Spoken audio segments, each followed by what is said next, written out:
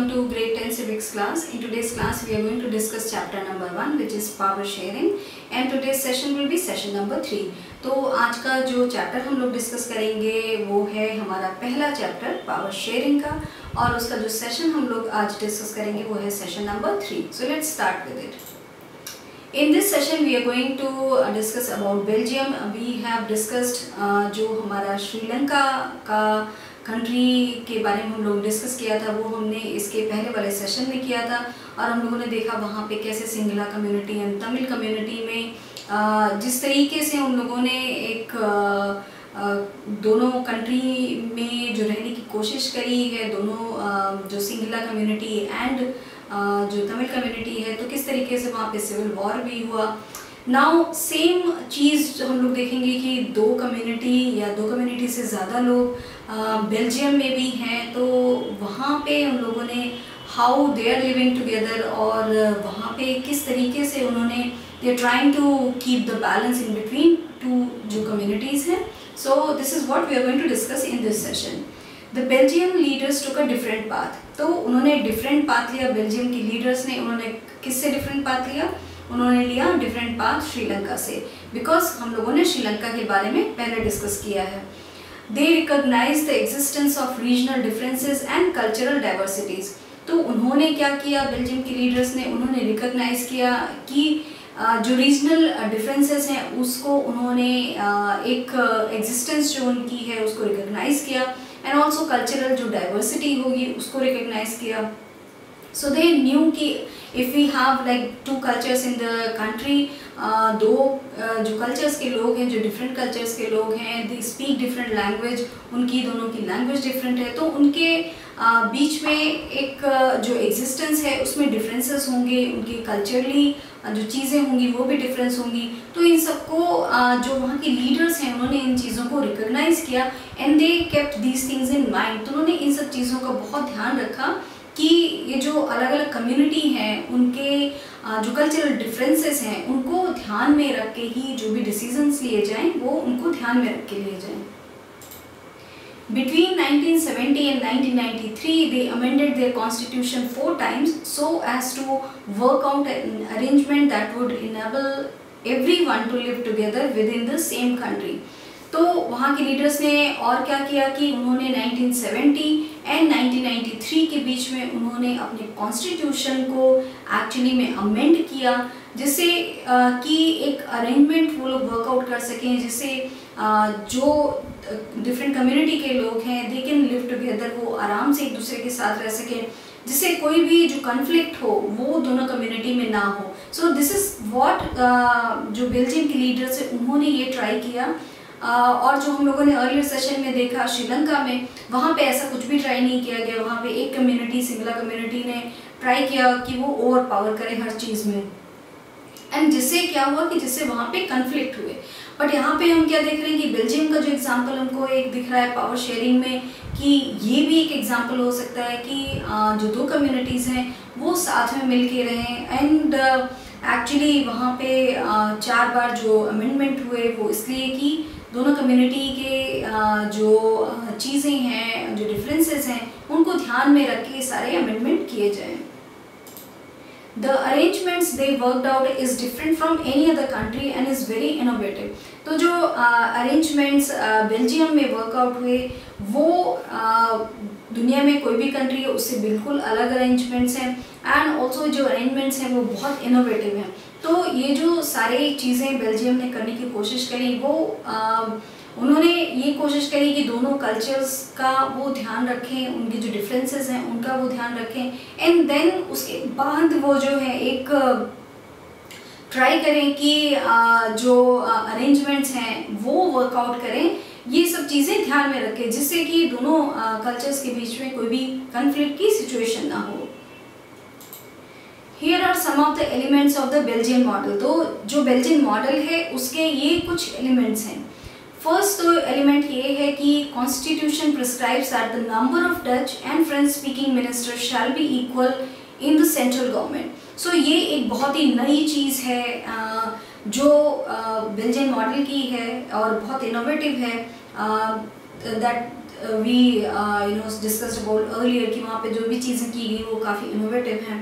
तो वहाँ पे कॉन्स्टिट्यूशन ने प्रिस्क्राइब किया कि जो number of Dutch speaking and French speaking minister हैं उनकी जो नंबर हो सेंट्रल गवर्नमेंट में वो इक्वल नंबर हो। And this is a very big step कि दोनों कल्चर्स को ऐसा लगना चाहिए, दोनों कम्युनिटीज़ को ऐसा लगना चाहिए कि उनका जो एक लीडरशिप है वो सेम नंबर में है। तो nobody is trying to empower, जो एक पावर को लेने की कोशिश कर रहा है कम्युनिटी, वो ऐसा कुछ नहीं है। So this is what they try to do कि everything what they are doing उस पर इक्वल हो, Dutch speaking and French speaking लोगों का जो एक रिप्रेजेंटेशन हो वो इक्वल हो। Some special laws require the support of majority of members from each linguistic group। तो कुछ जो स्पेशल लॉज थे उनका क्या रिक्वायरमेंट था कि वो सपोर्ट करें majority of members from each linguistic group, जो है डच स्पीकिंग है और फ्रेंच स्पीकिंग है।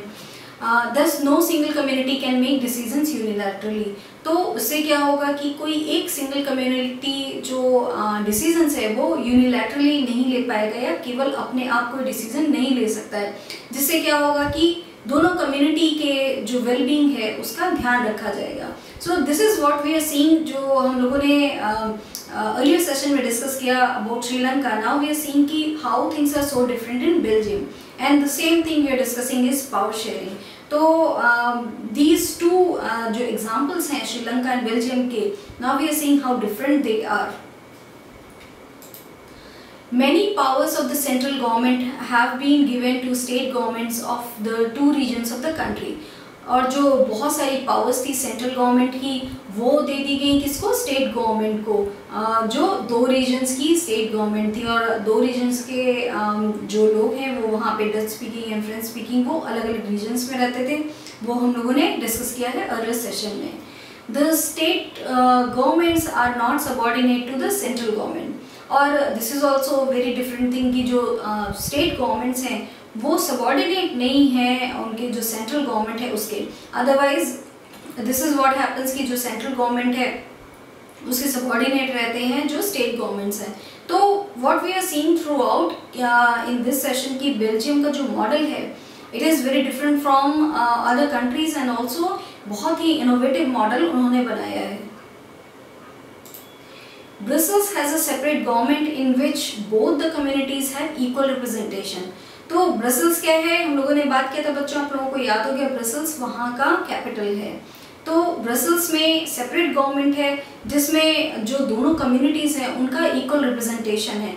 तो this is also because Brussels एक ऐसी जगह थी जहाँ वहाँ फ्रेंच स्पीकिंग लोग ज़्यादा रहते थे और वहाँ पे एक कन्फ्लिक्ट हो सकता था because it being the capital है वहाँ की। सो this is what they did कि एक वहाँ की सेपरेट गवर्नमेंट बना दी और जो दोनों कम्युनिटीज़ के लोग हैं उनका इक्वल रिप्रेजेंटेशन कर दिया। The French speaking people accepted equal representation in Brussels because the Dutch speaking community has accepted equal representation in the central government। तो जो फ्रेंच स्पीकिंग लोग हैं उन्होंने इक्वल रिप्रेजेंटेशन ब्रसल्स में क्यों मान लिया, बिकॉज उनको जो इक्वल रिप्रेजेंटेशन था वो सेंट्रल गवर्नमेंट में मिल रहा था। बिकॉज हम लोगों ने बात की कि जो अर्लियर सेशन में कि ब्रसल्स में फ्रेंच स्पीकिंग लोग ज़्यादा रहते थे। तो इस तरीके से वी आर सीइंग कि कितना अच्छे तरीके से वहाँ पे जो ये पावर शेयरिंग है वो की गई है कि ब्रसल्स में उन्होंने दोनों जो कम्युनिटी के लोग हैं उनको same they have given the representation and also they made sure कि जो फ्रेंच स्पीकिंग लोग हैं उनको वो सेंट्रल गवर्नमेंट में equal representation they. So this is how उन्होंने ट्राई किया एवरीथिंग में एकोमोडेट करने के लिए कि दोनों कम्युनिटीज़ को इक्वल रिप्रेजेंटेशन हो, जिससे एक कोई कम्युनिटी यूनिलैटरली कोई डिसीजन ना ले पाए। Apart from the central and the state government there is a third kind of government. तो नॉट ओनली उनके पास केवल दो गवर्नमेंट नहीं है जो सेंट्रल गवर्नमेंट है या स्टेट गवर्नमेंट है, वहाँ पे एक तीसरी तरह की भी गवर्नमेंट है। तो throughout we are seeing कि they are trying to do so many innovative things जिससे कि जो पावर है दोनों कम्युनिटी में वो इक्वली डिवाइडेड हो। This community government is elected by people belonging to one language community, Dutch, French and German speaking, no matter where they live। तो ये जो कम्युनिटी गवर्नमेंट है, जो थर्ड काइंड ऑफ गवर्नमेंट हम लोग बात कर रहे हैं, वो उसको बोलते हैं वो कम्युनिटी गवर्नमेंट, और वो elected by people belonging to one language community, और वो Dutch, French and German speaking, no matter वो कहाँ पे रहते हैं। तो this is what they did. उनके यहाँ एक सेंट्रल गवर्नमेंट है, एक स्टेट गवर्नमेंट है, और उन्होंने एक थर्ड गवर्नमेंट भी बनाई जिसको वो कम्युनिटी गवर्नमेंट बोलते हैं। This government has the power regarding cultural, educational and language related issues. तो ये जो थर्ड जो गवर्नमेंट की हम लोगों ने बात की, we spoke about how they have the third kind of government, वहाँ पे what the power what they have is cultural, educational and language related. तो ये जो सारे इश्यूज हैं, कल्चरल, एजुकेशनल और लैंग्वेज रिलेटेड इशू, इन सारी चीज़ों को कौन देखता है? इन सारी चीज़ों को जो थर्ड काइंड ऑफ गवर्नमेंट उन्होंने बनाई है, which is the community government, वो इन सारे इश्यूज को देखती है। You might find the Belgian model very complicated. तो हम लोगों को वी हैव सीन कि वहाँ पे कितने सारे एक तो अमेंडमेंट किए गए, and then they have three kinds of government. और कौन से थे वो बच्चों three kinds of government? Yes, पहला था सेंट्रल गवर्नमेंट, दूसरा था state government, and then third था कम्युनिटी गवर्नमेंट। तो ये उन्होंने तीन काइंड्स ऑफ गवर्नमेंट बना रखी है वहाँ पे। तो आप लोगों को लगेगा कि जो बेल्जियम का मॉडल है वो बहुत कॉम्प्लिकेटेड है, कि बहुत सारी चीज़ें हैं, डिफरेंट चीज़ें करी उन्होंने, and it indeed is a very complicated model even for people living in Belgium, but these arrangements have work well so far. तो ये जो मॉडल है, इट इज़ इंडीड वो वहाँ के लिए और कहीं के लिए भी वो एक डिफरेंट मॉडल है, और बहुत सारी चीज़ें उन्होंने ट्राई की हैं इसमें।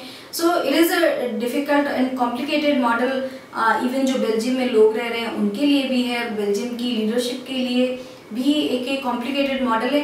बट ये जो मॉडल उन्होंने बनाया है, वो आज तक वो जो अरेंजमेंट्स किए हैं वो बहुत अच्छा उन लोगों के लिए काम कर रहे हैं, जिससे कि उनके दो कम्युनिटी के बीच में they have the peace, and this is what they were aiming for. They help to avoid civic strife between the two major communities and a possible division of the country on linguistic lines.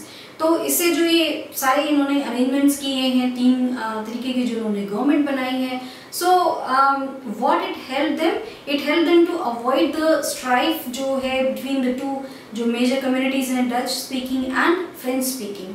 तो उन लोगों में एक दूसरे के बीच में लड़ाई ना हो, इस चीज़ को ध्यान में रखते हुए उन्होंने ये सारे अरेंजमेंट्स किए हैं, और इससे ये बहुत हेल्प मिली है कि ये सारी चीज़ें अवॉइड हुई हैं। एंड ऑल्सो जो कंट्री का डिवीज़न है लैंग्वेज के बेस पे, वो नहीं हुआ है। So this is why they tried all these things.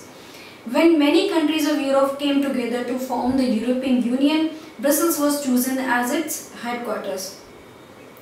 जब बहुत सारी कंट्रीज यूरोप में when they came together एक साथ आई, जब फॉर्म करने के लिए यूरोपियन यूनियन, तो ब्रसल्स को चूज़ किया गया एज इट्स हेडक्वार्टर्स। तो this is a very big thing for Brussels की उसको एक हेडक्वार्टर्स के रूप में वहाँ पे चूज़ किया गया। और दिस वी हैव सीन कि how we they have done a lot of changes, a lot of उन्होंने जो इनोवेटिव चेंजेस हैं वो उन्होंने किए। So this is what we have learn in this session about Belgium का जो मॉडल है पावर शेयरिंग का, how that model is different from जो श्रीलंका का मॉडल है वो। अब आप लोगों को बच्चों ये क्लियर हो गया होगा कि कैसे श्रीलंका का मॉडल बहुत डिफरेंट था बेल्जियम के मॉडल से। पावर शेयरिंग अगर हम लोग देखें किस तरीके से इतनी सारी इनोवेटिव चीज़ें की गई, so many things they did new, जिससे कि जो दो लैंग्वेज बोलने वाले लोग हैं, जो डिफरेंट कम्युनिटीज़ हैं, उनके बीच में एक जो पावर शेयरिंग है वो एक इक्वल लेवल पे हो। सो this is how Belgium and Sri Lanka की जो पावर शेयरिंग है that is different. So this is all for this session. Thank you.